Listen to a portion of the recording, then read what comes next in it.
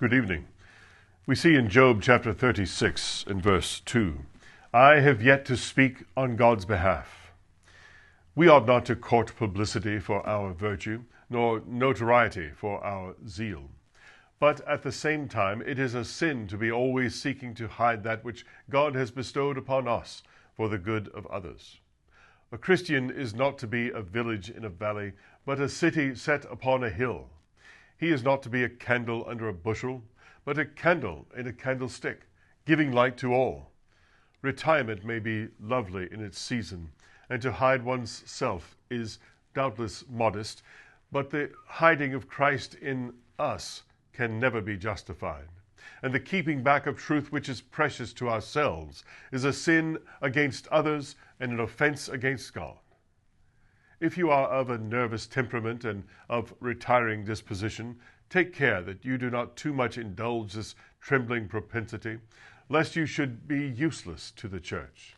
Seek in the name of him who was not ashamed of you to do some little violence to your feelings and tell to others what Christ has told to you.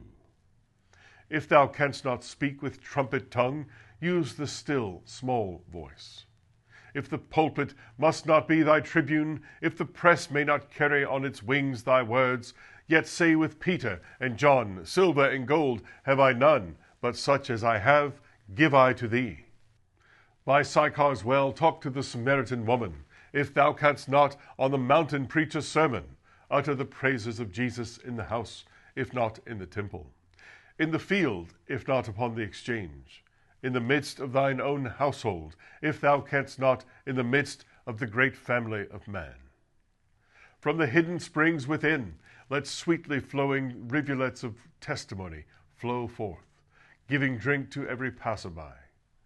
Hide not thy talent, trade with it, and thou shalt bring in good interest to thy Lord and Master.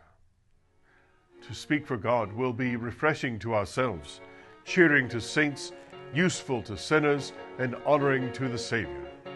Dumb children are an affliction to their parents. Lord, unloose all thy children's tongue.